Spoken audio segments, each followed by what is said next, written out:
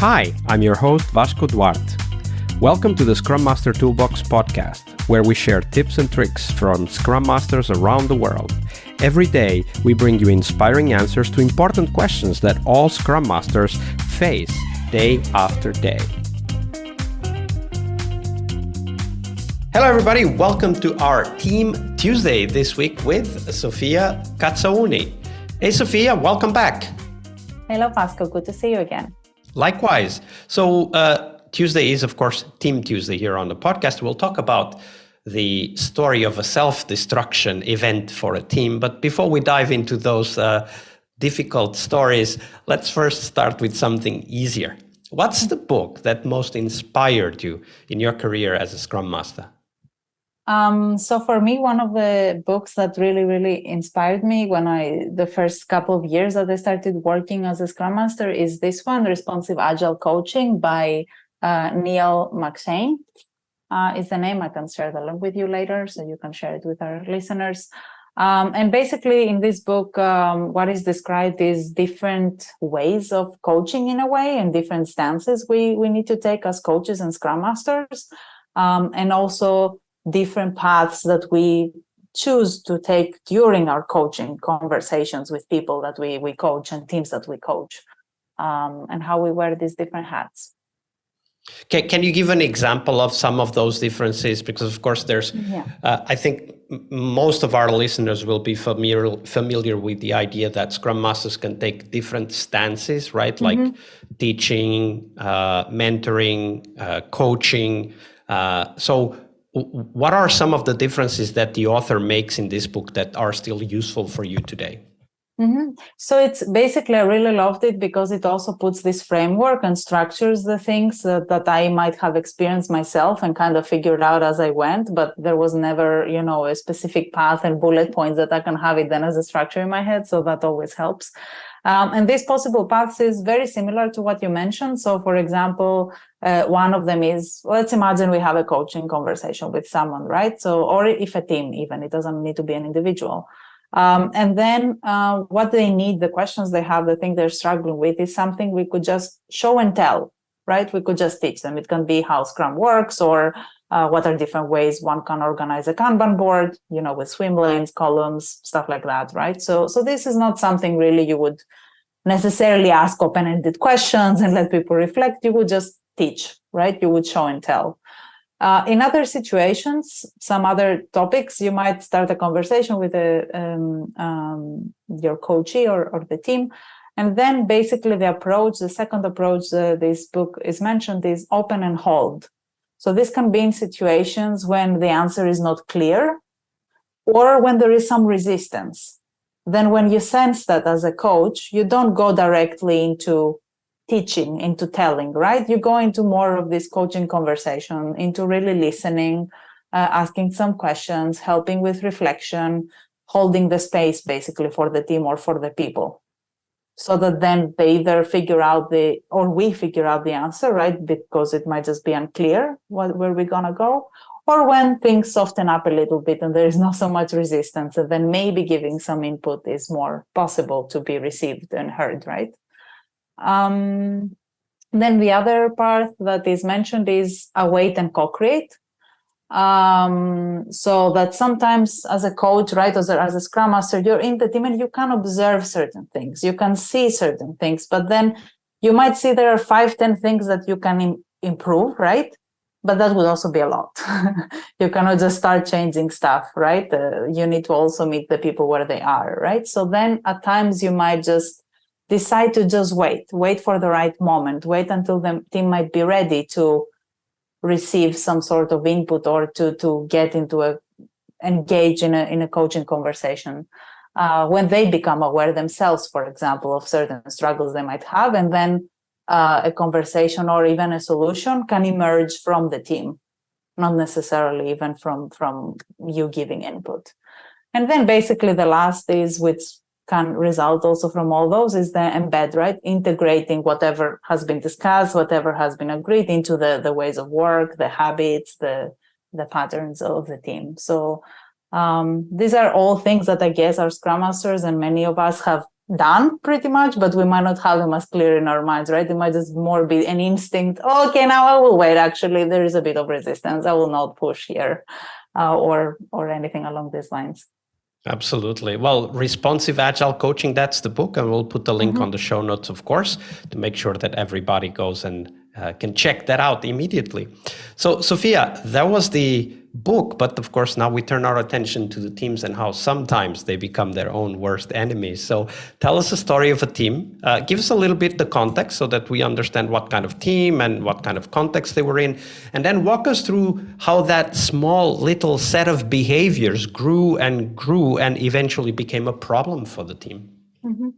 I really appreciate especially what you said, the small things that then eventually possibly kind of escalated.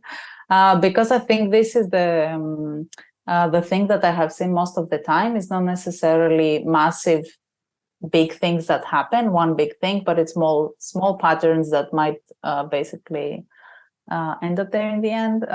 So yeah, it was a team I was working with in a relatively small organization. And then basically it was a team, like a cross-functional team, a PM, a designer, few developers. And me as a coach supporting them, but not being full-time there. I was supporting 2 to 3 teams basically at that point. And it was basically small things that were happening in this team were, for example, things around how they organize their work, right? How do they work on the tasks or their stories? How much they collaborate? How do they split those, right? So one of the things that I still see very much a lot is this whole having stories of back end, front end, and different things. So not value deliverables, not pieces of value that can be potentially shippable, but more like different pieces that eventually someday might result into a value increment. So there was quite a bit of that, and not so much collaboration, which of course resulted into value not being delivered as often maybe as we would want. And of course, what was the result also of that was not only the pressure maybe that comes from the outside, right? When a team is not delivering, of course, there is pressure coming from the outside, like leadership or customers, but also it is the sense that the team has, right? That they're not achieving something, that they don't celebrate every 1, 2 weeks, every 3 weeks, right? So it's having this sense of, okay, we accomplish something as a team, right? So, which is very, very important. So another aspect, another pattern that they had or behavior was how they collaborated on these pieces of work. It was very much individual. So one person per topic, kind of, which of course there was not much collaboration, not so much knowledge sharing. And again, also contributing to this lack of feeling of team, right, of teamwork. Because it was just basically people picking up individual tasks and just doing them. And then this was contributing also to them not feeling necessarily comfortable to ask for help. Because if you don't have, this trusting relationship, this close relationship with someone, then you might as well struggle for a day to find the solution and then ask a question rather than, struggle for 20 minutes and then check with a teammate of yours, right? And then another aspect of those things, another example of that was also how they had at some point switched also how they organize their meetings. So, for example, when teams do Scrum, there is a certain way, right? There is first the planning, of course, there is every day the daily, and then at the end of the sprint, whenever that is, there is a demo, and then there is a retro, right? There is a reason that it's a demo first and then a retro. So if we like change those around, if you first do a retro and then you do a demo, you can understand that the value is a little bit different, right? Because having a demo first means that, great, okay, we showed what we achieved to the outside, and to the never customer. thought about it, right? Like they didn't recognize the anti-pattern. I guess no, or they didn't really care at that point. I mean, they figured it out eventually. Also, me as a coach, there are some things that I just let pass. I'm like, you know what, they will figure it out. So I didn't block these chains. So originally we had it structured, let's put it the Scrum way. Then for some reason, they switched it around. And then I was like, okay, you know what? If that's what you want, we can try this out. Let's experiment with this. Let's do it. And then after 2-3 times, they figured it out, and they were like, yeah, actually, that doesn't make much sense.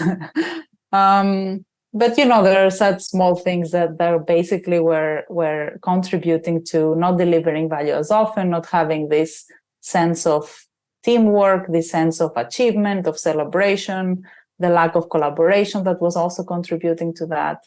And I really like how this story illustrates how certain anti-patterns lead to others, and they kind of reinforce each other to the point where the team might even implode and stop working together, like break apart because people are just not happy there.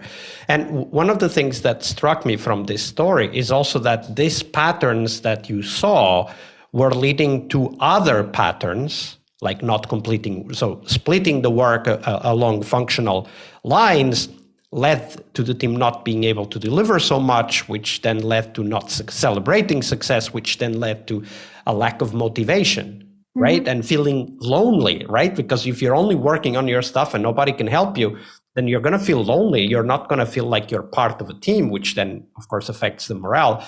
And for me, this is one of the key aspects of this self-destruction patterns that we can see in teams, is that they very often, they may start as one, but they never end as one, right? Like there's always a series of consequences, which illustrates how important it is for us as Scrum Masters to kind of think of teams as systems, right? It's not just practices, it's the practices and the outcomes. So the impacts of doing or not doing those practices, or doing them in one way or the other, right? I love what you said. And that's exactly how I think of teams, how I think of organizations, right? They're human systems, basically. And that's what I very often say about my transition, that I stopped working with electrical systems and I started working with human systems. Basically, that's the transition I did.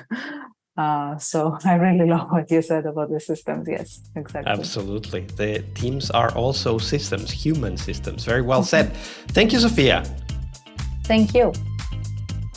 Tuesday is Team Day here on the Scrum Master Toolbox podcast. But tomorrow we talk about something that goes beyond the work we do with the teams. We will talk about how to lead change and what our guests have learned from leading and participating in change programs during their career. See you tomorrow. We really hope you liked our show. And if you did, why not rate this podcast on Stitcher or iTunes? Share this podcast and let other Scrum Masters know about this valuable resource for their work. Remember that sharing is caring.